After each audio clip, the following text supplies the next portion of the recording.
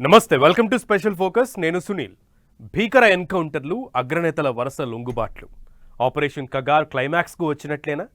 ఈ ఏడాది మార్చి 31 నాటికి కేంద్రం పెట్టిన డెడ్లైన్కు తగ్గట్లే మావోయిస్టుల ఉద్యమ ప్రస్థానం ముగిసినట్లేనా? వరుస ఎన్కౌంటర్లు, లొంగుబాట్లతో ఇప్పటికే మావోయిస్టు పార్టీ తన ఉనికిని కోల్పోయింది. ఆపరేషన్ కగార్లో వందల మంది మావోయిస్టులు ప్రాణాలు కోల్పోయారు. అటు వరుస దాడులు, ఇటు సన్నగిల్లుతున్న ఉద్యమ ప్రస్థానం ఆశయాలతో మావోయిస్టులు ఇక తమ ఉనికిని చాటుకోలేక ఉద్యమానికి ఫుల్ స్టాప్ పెట్టేందుకు సిద్ధమయ్యారు. దీంతో మావోయిస్టుల ప్రస్థానం ఇక గత చరిత్రగా మిగలనుందన్న వాదనలు గట్టిగా వినిపిస్తున్నాయి. భీకర ఎన్కౌంటర్లు, అగ్రనేతల వరుస లొంగుబాట్లు. ఆపరేషన్ కగార్ క్లైమాక్స్ కు వచ్చినట్లేనా? మార్చి 31 నాటికి కేంద్రం డెడ్లైన్. మావోయిస్టుల ఉద్యమ ప్రస్థానం ముగిసినట్లేనా? భీకర కీకారణ్యం తుపాకుల మోతతో దద్దరిల్లుతోంది.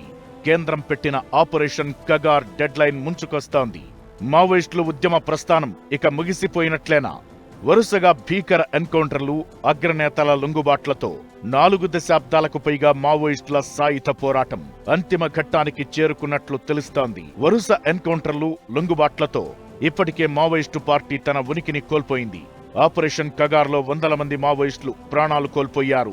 ముమ్మర కూంబింగ్లు, ఎన్కౌంటర్లతో కొందరు మావోయిస్టులు వనం నుంచి జనంలో కలిసేందుకు తుపాకుల్ని వదిలిపెడుతున్నారు. ఇప్పటికే హిడ్మా వంటి కీలక మావోయిస్టుల్ని భద్రతా బలగాలు ఎన్కౌంటర్లతో అంతం చేశాయి. మొన్న మధ్య మల్లోజుల వేణుగోపాల్, ఆసన్న లాంటి కీలక అగ్రనేతలు మిగిలిన మావోయిస్టులను లొంగిపోమంటూ సందేశాలు పంపుతున్నారు. రీసెంట్ గా అగ్రనేతలు తిప్పిరి తిరుపతి అలియాస్ దేవ్జీ, మల్లా రాజిరెడ్డి అలియాస్ సంగ్రామ్, నరసింహారెడ్డి అలియాస్ గంగన్నతో పాటు సుమారు 20 మంది మావోయిస్టు కీలక నేతలు లొంగిపోయారు. దేవ్జీ ప్రస్తుతం మావోయిస్టు పార్టీ కేంద్ర కమిటీ కార్యదర్శిగా ఉన్నారు. నంబాల కేశవరావు ఎన్కౌంటర్ తరువాత మావోయిస్టు పార్టీకి ఆయన నాయకత్వం వహిస్తున్నారు. అటు వరుస దాడులు, ఇటు సన్నగిల్లుతున్న ఉద్యమ ప్రస్థానం ఆశయాలతో మావోయిస్టులు ఇక తమ ఉనికిని చాటుకోలేక ఉద్యమానికి ఫుల్ స్టాప్ పెట్టేందుకు సిద్ధమయ్యారు. దేవ్జీ తెలంగాణకు చెందిన మావోయిస్టు. తెలంగాణలో ఇక కేవలం 15 మంది మావోయిస్టు అగ్రనేతలే మిగిలున్నారని ఈ మధ్య డీజీపీ లెక్కలు తేల్చారు. ఆ రకంగా చూస్తే అడవిలో అన్నల ప్రస్థానం ఇక ముగిసినట్లేనని భావించాలి. జార్ఖండ్లో ప్రస్తుతం మావోయిస్టుల ఉనికి కొనసాగుతోందన్న అంచనాలు ఉన్నాయి. ఈ ఏడాది మార్చి 31 నాటికి దేశంలో మావోయిస్టులను నిర్మూలించేందుకు కేంద్రం ఆపరేషన్ కగార్ను ముమ్మరం చేసింది. దీంతో ఎన్కౌంటర్లు, వరుస దాడులతో మావోయిస్టులు తమ ఉనికిని కోల్పోతున్నారు. జనజీవన స్రవంతిలో కలిసి దేశాభివృద్ధిలో భాగస్వాములు కావాలన్న కేంద్రం పిలుపుతో ప్రభుత్వం ముందు లొంగిపోతున్నారు. దీనికి తోడు కేంద్రం పెట్టిన డెడ్లైన్ దగ్గర పడుతోంది. మావోయిస్టుల ఏరివేత ప్రక్రియ స్పీడ్ అందుకుంది. మావోయిస్టు ప్రభావిత ప్రాంతాల్లో ముమ్మరంగా కూంబింగ్స్ కొనసాగుతున్నాయి. మధ్యప్రదేశ్ నుంచి తెలంగాణ, ఛత్తీస్గఢ్ సరిహద్దుల్లోని కర్రెగుట్టలోకి మావోయిస్టు అగ్రనేతలు ప్రవేశించారన్న సమాచారం అందింది. అప్రమత్తమైన కేంద్ర భద్రతా బలగాలు భారీ ఎన్కౌంటర్లతో పలువురు మావోయిస్టులను మట్టుబెట్టాయి. మిగిలిన వారిని లొంగిపోమని అల్టిమేటం ఇచ్చాయి. దీంతో చేసేదేం లేక చాలా మంది మావోయిస్టులు లొంగుబాట పట్టినట్లు తెలుస్తోంది. గత 4 దశాబ్దాలుగా అడవిని ఏలిన మావోయిస్టు పార్టీ అగ్రనేతలంతా ఇలా వరుసగా కనుమరుగు కావడంతో పార్టీ బలహీనపడుతూ వచ్చింది. దీనికి తోడు ప్రభుత్వ పునరావాస పథకాలు, భద్రతా దళాల ముమ్మర కూంబింగ్, ప్రభుత్వం యాక్షన్ ప్లాన్ కలిసి ఈ మధ్యకాలంలో గతంలో ఎప్పుడూ లేనంతగా అగ్రనేతలు ప్రాణాలను కోల్పోయారు. 2025 నుంచి ఇప్పటి వరకు ఎన్కౌంటర్లలో 390 మందికి పైగా మావోయిస్టు ముఖ్య నేతలు మరణించారు. 2000 మందికి పైగా ఒకే ఏడాదిలో జనజీవన స్రవంతిలో కలిశారు.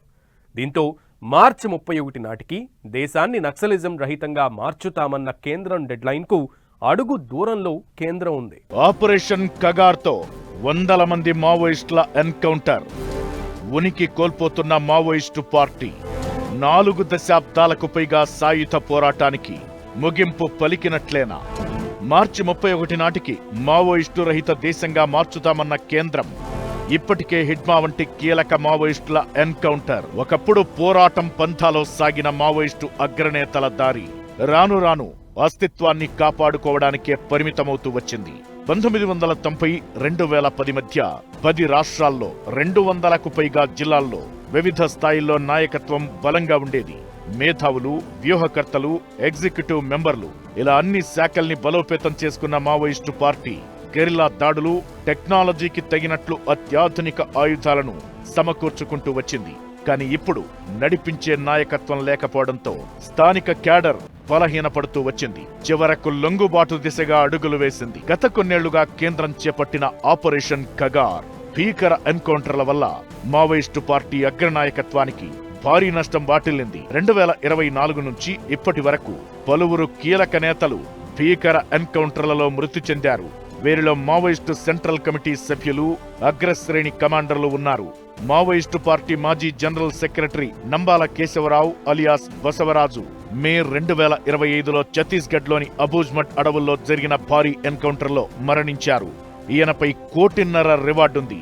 గతేడాది జూన్లో బీజాపూర్ ఎన్కౌంటర్లో senior commander Sudhakar alias Gautam, సెప్టెంబర్లో సెంట్రల్ కమిటీ సభ్యుడు కట్టా రామచంద్రారెడ్డి అలియాస్ చలపతి, కదారి సత్యనారాయణ రెడ్డి, నవంబర్లో మావోయిస్టు మిలిటరీ విభాగం కీలక నేత హిడ్మా, డిసెంబర్లో ఒడిశాలోని కంధమాల్ జిల్లా ఎన్కౌంటర్లో గణేష్ ఉయికే, ఈ ఏడాది జనవరిలో జార్ఖండ్ అడవుల్లో అనిల్ అలియాస్ పతిరామ్ మాంజీ, ఇలా వరుసగా అగ్రనేతలు ఆపరేషన్ కగార్ ఎన్కౌంటర్లలో మరణించారు. వీరిపై తలలకు భారీ రివార్డులున్నాయి. మల్లోజుల వేణుగోపాల్ అలియాస్ సోను అలియాస్ భూపతి లాంటి నాయకులు అడవిని వదిలి జనంలో కలిశారు. అక్టోబర్ 2025లో మహారాష్ట్ర గడ్చిరోలిలో 60 మంది సభ్యులతో కలిసి Maoist party ideological head Mallojula లొంగిపోవడం ఆ పార్టీ ఉనికినే ప్రశ్నార్థకం చేసింది. ఇప్పుడు తిప్పిరి తిరుపతి అలియాస్ దేవ్జీ, మల్లా రాజిరెడ్డి లొంగిపోవడం తెలంగాణలో మావోయిస్టు పార్టీకి ఇక కోలుకోలేని దెబ్బ కిందే లెక్క.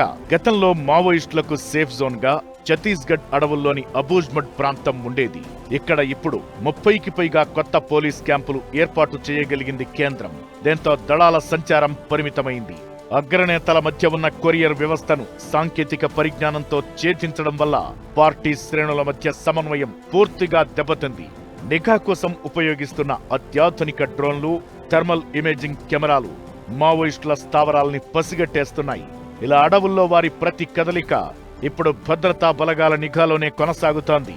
అదను చూసి జరుపుతున్న కూంబింగ్, ఎన్కౌంటర్లతో మావోయిస్టులు ఉక్కిరిబిక్కిరవుతున్నారు. పైగా అగ్రనేతల్ని టార్గెట్ చేయడం వల్ల దళాలు చిన్నాభిన్నమవుతున్నాయి. దీంతో లీడ్ చేసే నాయకత్వం కొరబడుతోంది. ఇలాంటి సందర్భాల్లోనే జనరల్ సెక్రటరీ స్థాయి నేతలు కూడా లొంగిపోతున్నారు. మావోయిస్టు పార్టీ బలహీనపడేందుకు మరో ప్రధాన కారణం దళాల్లో యువరక్తం లోపించడం. ఇప్పుడున్న సెంట్రల్ కమిటీ సభ్యుల నుంచి జనరల్ సెక్రటరీ స్థాయి వరకు చాలా మంది 65 నుంచి 70 ఏళ్ల వయసున్న వాళ్లే. వీళ్లు 40 ఏళ్లుగా పార్టీని కాపాడుకుంటూ వచ్చారు. అయితే ఈ వారసత్వాన్ని కొనసాగించడానికి కొత్త రిక్రూట్మెంట్లకు మావోయిస్టు భావజాలాన్ని అటవీ ప్రాంతాల్లో వ్యాపింపజేయలేకపోయారు. ఈ సిద్ధాంతాల వైపు ఆకర్షితులయ్యే వారి సంఖ్య తగ్గింది. లొంగిపోయే వారికి ప్రభుత్వం భారీ నగదు, పునరావాస ప్యాకేజీలు, ఉపాధి అవకాశాలతో ప్రభుత్వం చేసిన ప్రకటనలు ఫలించాయి. పైగా ఇప్పుడున్న నాయకులు వృద్ధాప్యం, అనారోగ్య సమస్యలతో అడవిని వదిలి జనజీవనంలోకి వచ్చేస్తున్నారు.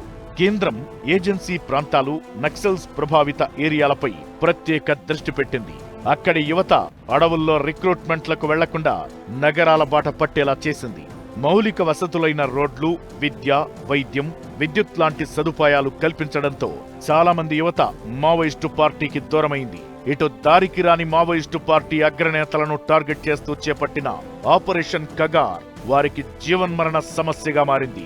కొందరు తెగించి పోరాడి ప్రాణాలు కోల్పోగా, మరికొంతమంది సిద్ధాంతాలకు గుడ్ బై చెప్పి జనజీవనంలోకి కలిసిపోయారు. దీంతో సాయుధ తిరుగుబాటు ఉద్యమం గతి తప్పిందనేది విశ్లేషకులు చెబుతున్న మాట.